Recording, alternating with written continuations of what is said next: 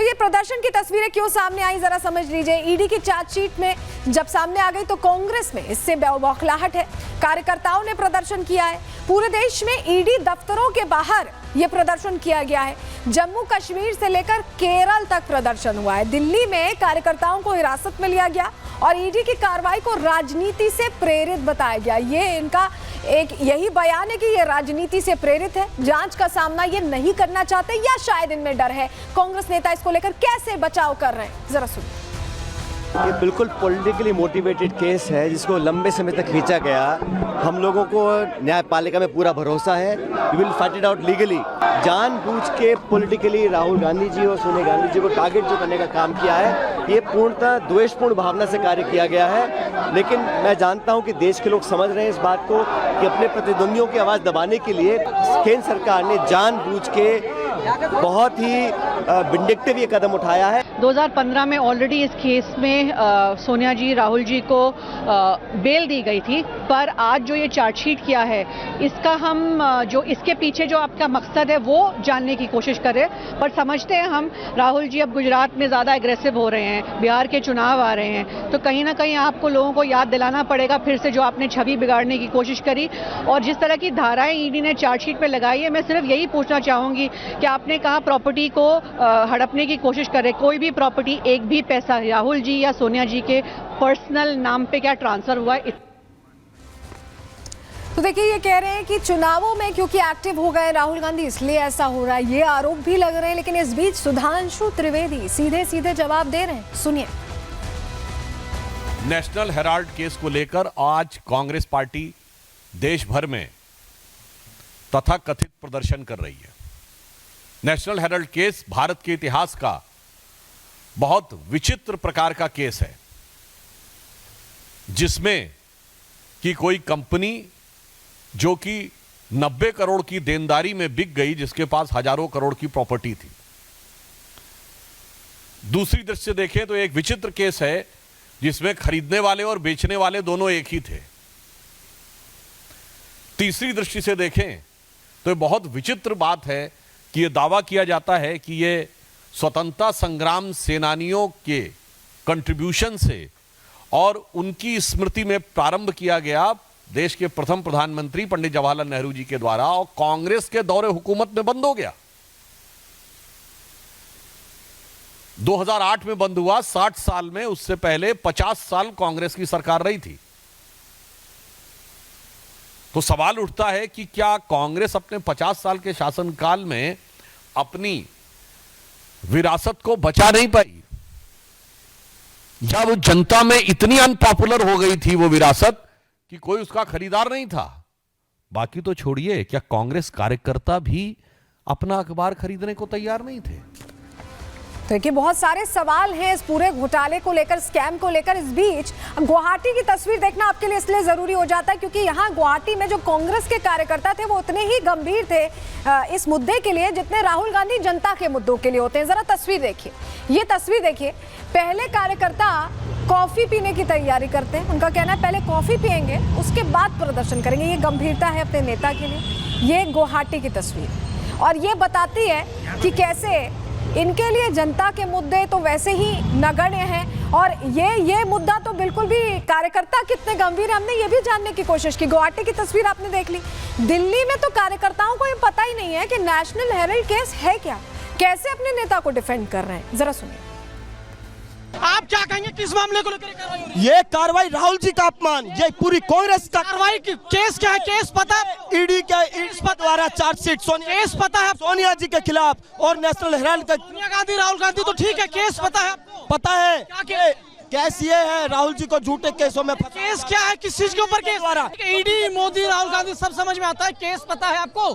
Case पता है, national Herald का केस है। और हमारे हेराल्ड में क्या?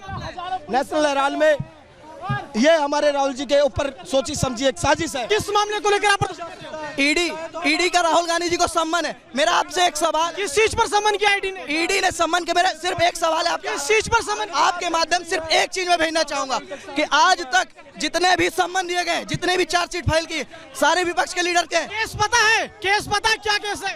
देश में जो हो रहा है आज कभी 50-70 साल में नहीं हुआ। क्या केस है पता आपको? क्या केस है? इन्हें केस के बारे में तो नहीं पता, लेकिन ये विरोध प्रदर्शन करने के लिए पहुंचे हुए हैं।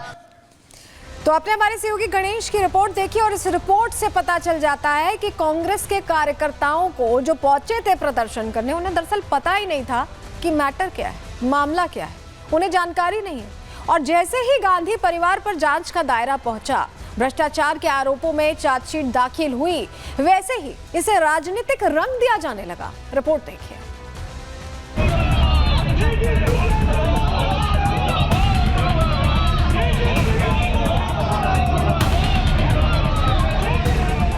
पश्चिम बंगाल में हिंदुओं पर अत्याचार की हद पार कर दी गई, लेकिन हिंदुओं की आवाज उठाने के लिए न तो कांग्रेस आगे आई और न ही उनके कार्यकर्ता। लेकिन जैसे ही नेशनल हेराल्ड घोटाला मामले में परिवार पर कानूनी शिकंजा कसा, क्या नेता क्या कार्यकर्ता सब सड़क पर उतर आए। राहुल गांधी और सोनिया गांधी के पक्ष में नारे लगाने लगे, ईडी की कार्रवाई को राजनीति से प्रेरित बताने लगे।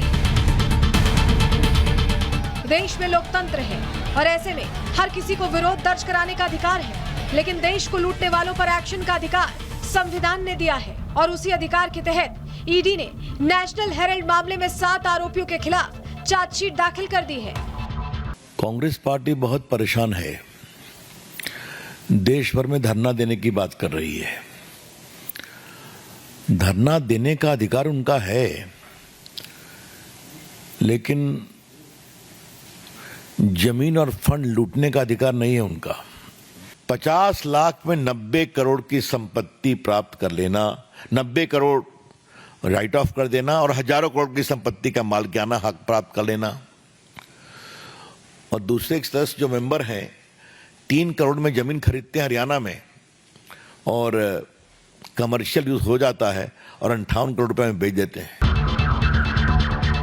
जनता से जुड़े चाहे जितने बड़े मुद्दे हो, कांग्रेसी नेता कभी सड़क पर नजर नहीं आते, लेकिन जैसे ही गांधी परिवार भ्रष्टाचार के आरोप में घिरा, कांग्रेस नेता इसे राजनीतिक रंग देने में जुट गए। जिस पार्टी ने चुनावों में हार का कीर्तिमान गढ़ा हो, वो दावा कर रही है कि राहुल गांधी गुजरात और बिहार में आक्रामक है, इसीलिए ईडी का गलत इस्तेमाल किया जा रहा है, सिर्फ और सिर्फ विपक्ष को प्रताड़ित करने के। इधर गुजरात में अधिवेशन होता है, राहुल गांधी जी मोडासा पहुंचते हैं और इधर चार्जशीट दाखिल कर दी जाती है। 400 पार के नारे के बाद भी 240 पे अटक जाने के बाद भारतीय जनता पार्टी चाहती है कि विपक्ष को पूरी तरह से कुचल दिया जाए, उनके संसाधन तोड़ दिए जाएं, उनके नेताओं का मनोबल तोड़ दिया जाए। पॉलिटिकल जवाब के अलावे सब्सटेंस पे जवाब दीजिए कि 76% कैसे शेयर हो गया माताजी और पुत्र जी का, और 50 लाख के एवज में 9 करोड़ का शेयर उनके पास मेजॉरिटी आ गया और हजारों करोड़ की संपत्ति आ गई देश भर में।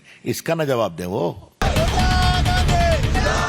कांग्रेस आलाकमान के आदेश पर कांग्रेसी कार्यकर्ता सड़क पर तो आ गए, लेकिन उन्हें ना तो नेशनल हेराल्ड स्कैम की जानकारी है और ना ही ईडी की कार्रवाई की। सिर्फ ऊपर से आदेश आया तो सड़क वाली सियासत करने के लिए भीड़ जुटा ली गई। केस क्या है? केस पता है? ईडी के द्वारा चार्जशीट केस पता है? सोनिया जी के खिलाफ और नेशनल हेराल्ड का। सोनिया गांधी राहुल गांधी तो ठीक है, केस पता है? हेराल्ड में क्या? नेशनल हेराल्ड में ये हमारे राहुल जी के ऊपर सोची समझी एक साजिश है। किस मामले को लेकर आप?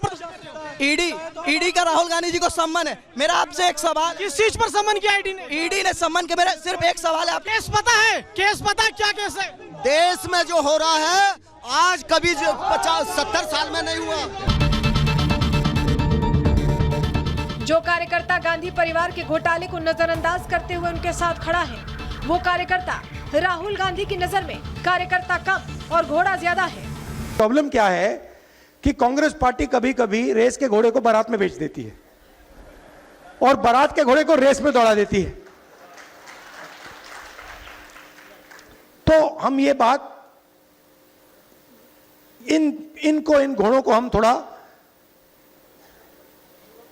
अलग अलग करना चाहते हैं कि भैया ये रेस का घोड़ा है, ये बारात का घोड़ा है और ये लंगड़ा घोड़ा है, और रेस के घोड़े को हम दौड़ाएंगे, बारात के घोड़े को हम नचाएंगे। राहुल गांधी का यह बयान बता रहा है कि उन्हें अपने कार्यकर्ताओं पर भरोसा नहीं है, तभी तो वो पार्टी के लंगड़े घोड़ों को पहचान कर उन्हें घर बिठाने की तैयारी कर रहे हैं। ऐसे में अब बीजेपी परिवारवादी सोच और परिवारवादी लूट पर हमलावर है। ये मामला तो 2012 में आया, उस समय तो हम केंद्र में नहीं थे। पूरा मामला भ्रष्टाचार से जुड़ा हुआ है। नेहरू परिवार ने हर समय इस देश में अपने ऐशो आराम के लिए भ्रष्टाचार किया है। नेशनल हेराल्ड मामले में भी यही हुआ है। अपने ऐशो आराम के लिए उन्होंने कंपनी पर बेजा कब्जा कर लिया। आपने किस तरह से सरकारी ज़मीन का बेजा कब्जा करके दुरुपयोग किया, ये पूरा मामला है। इसलिए जो दोषी है उसके ऊपर तो कार्रवाई होगी, वो तो जेल के अंदर जाएगा। फिलहाल नेशनल हेराल्ड केस में चार्जशीट दाखिल हो चुकी है। करोड़ों की संपत्ति पर एक्शन लिया गया है। अब देखना यह होगा कि इस केस में गांधी परिवार की मुश्किलें कितना बढ़ती हैं। Bureau report, Republic Bharat.